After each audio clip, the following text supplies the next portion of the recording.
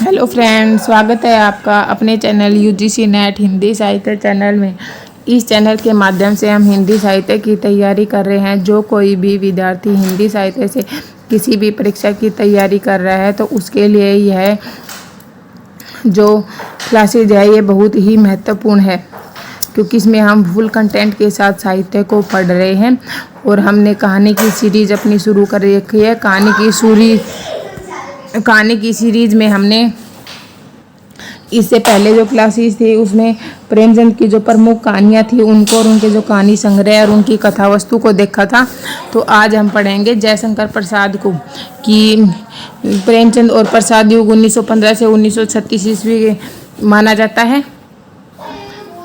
1915 से 1936 ईस्वी तक इसका प्रेमचंद और प्रसाद युग माना जाता है। तो हमने प्रेमचंद को तो पढ़ लिया था और आज हम पढ़ेंगे जयशंकर प्रसाद को। ठीक है,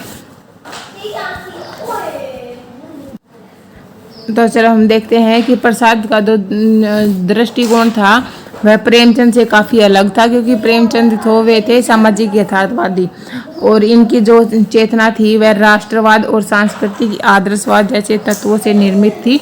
जयशंकर प्रसाद की ये जो चेतना थी उसमें राष्ट्रवाद था, सांस्कृतिक आदर्शवाद था और जैसे तत्वों से, इसलिए देश प्रेम जैसे विषय इनकी कहानियों के केंद्र में है। इसके लिए वे अपनी कहानी में अतीत की पृष्ठभूमि लेते हैं, क्योंकि इनमें देश प्रेम है तो देश प्रेम के लिए मतलब अतीत की जो कुछ कथाएं हैं उनको भी अपनी कहानियों में लेते हैं। उसके बाद है इन्होंने पहली बार सामाजिक यथार्थ पर केंद्रित परंपरा के भीतर मानसिक यथार्थ के महत्व को उभारा था, कि सामाजिक यथार्थ पे तो बहुत सारी कहानियाँ लिखी गई थी और उसी पर के भीतर इन्होंने जो मानसिक यथार्थ होता है, मन के अंदर की जो बातें होती हैं उसको महत्व दिया था। और आगे चलकर मनोवैज्ञानिक कहानियों की यह समृद्ध परंपरा विकसित हुई। और मनोवैज्ञानिक कहानियों में कौन कौन से आते हैं मनोवैज्ञानिक, उसमें जैनेन्द्र, इलाचंद्र जोशी और अज्ञे जैसे जो समर्थ कहानीकार थे वो भी इसमें शामिल हो गए थे मनोवैज्ञानिक कहानियों में। उसके बाद है प्रसाद की जो प्रथम कहानी है वह है ग्राम, और यह कहानी इंदु पत्रिका में प्रकाशित हुई थी। 1911 ईस्वी में प्रकाशित हुई थी। तो यहाँ पर बहुत हमेशा कन्फ्यूजन हो जाता है कि जो ग्राम कहानी है वह इंदु पत्रिका में प्रकाशित हुई थी और जिसका समय था 1911। और प्रसाद की जो अंतिम कहानी है वह है सालवती, और इन्होंने 70 कहानियाँ लिखी थी। कि प्रसाद की प्रथम कहानी तो है ग्राम और इनकी अंतिम कहानी है सालवती, और इन्होंने 70 कहानियाँ लिखी थी। ठीक है, और इनके 1912 में जयशंकर प्रसाद का प्रथम कहानी संग्रह छाया प्रकाशित हुआ था। प्रथम कहानी तो आई थी 1911 में और प्रथम कहानी संग्रह आया था 1912 में, और छाया हिंदी का प्रथम कहानी संग्रह था। ठीक है, क्योंकि अगर हम प्रेमचंद का देखते हैं तो वह भी 1915 में आया था, जबकि छाया 1912 में आया था, कहानी संग्रह प्रकाशित हुआ था। और राजेंद्र यादव लिखते हैं कि इनकी जो ने लिखा है कि जयशंकर प्रसाद की जो आकाशदीप, पुरस्कार, व्रत भंग, देवरथ, देवदासी, कला, मधुआ, आंधी, इंद्रजाल, शालवती इत्यादि कहानी प्राय व्यक्तिगत भावना और स्थापित नैतिकता का द्वंद्व सामने रखती है। ये राजेंद्र यादव का कथन है। उसके बाद है ये भी राजेंद्र यादव ने कहा है कि इसके अतिरिक्त रोमानी वातावरण और कल्पित कथानकों के बावजूद प्रसाद हिंदी के पहले सफल कहानीकार हैं। उसके बाद देखते हैं जयशंकर प्रसाद के जो कहानी संग्रह है वो बहुत बार पेपर में आते हैं, क्रम से लगाने के लिए आते हैं। इनके 5 ही कहानी संग्रह है, तो याद करना भी कोई इतना मुश्किल नहीं होगा। तो हम इनके कहानी संग्रह है, पहला है छाया जिसका समय है 1912 ईस्वी, प्रतिध्वनि 1926 ईस्वी, आकाशदीप 1928 ईस्वी, आंधी 1931 ईस्वी और इंद्रजाल 1936 ईस्वी। इंद्रजाल का समय 1935 भी माना जाता है और 1936 भी माना जाता है।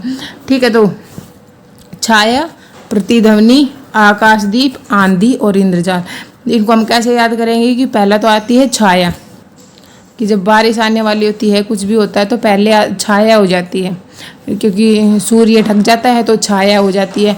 फिर धीरे धीरे ध्वनि आने लगती है, जैसे हवा आती है तो धीरे धीरे ध्वनि मतलब आवाज़ ध्वनि आने लगती है। तो आकाश फिर मतलब पूरा आकाश ढक जाता है बादलों से। फिर बहुत तेज आंधी आती है और उस आंधी के साथ ही इंद्रजाल आता है। ठीक है, ये जयशंकर प्रसाद के जो कहानी संग्रह थे वो। और इनकी डेट कैसे याद करेंगे, पहले 12, फिर 12 दूनी 24, इसमें 2 जोड़ दो 26 हो जाएगा, फिर इसमें 2 जोड़ दो 28 हो जाएगा, फिर इसमें 3, इसमें फिर 3 पहले 2 ऐड करो, फिर 3 ऐड करो, फिर उसके बाद 5 ऐड कर दो। मतलब 1-2 बार आप कोशिश करोगे तो आपको ये भी ट्रिक भी समझ में आ जाएगी और आपको याद भी हो जाएगी। उसके बाद है इनके जो प्रमुख कहानियाँ हैं वो।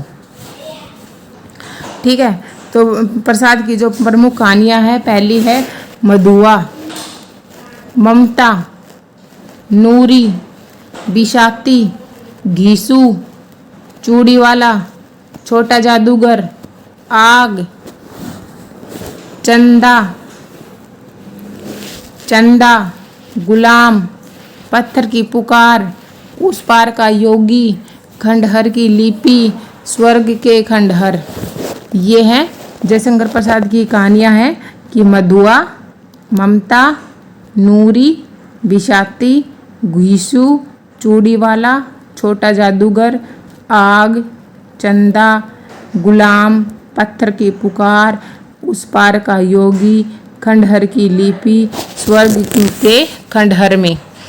ठीक है, ये मतलब इनकी सारी कहानियाँ इम्पोर्टेंट है, इनको आपको याद करना है। वैसे तो इनकी 70 कहानियाँ हैं, पर जो कुछ कहानियाँ थी वो मैंने आपको यहाँ पे बताई है। अब हम देखेंगे प्रसाद की जो कहानियाँ थी उनका कथा वर्णय विषय इनकी कहानियों का देखेंगे।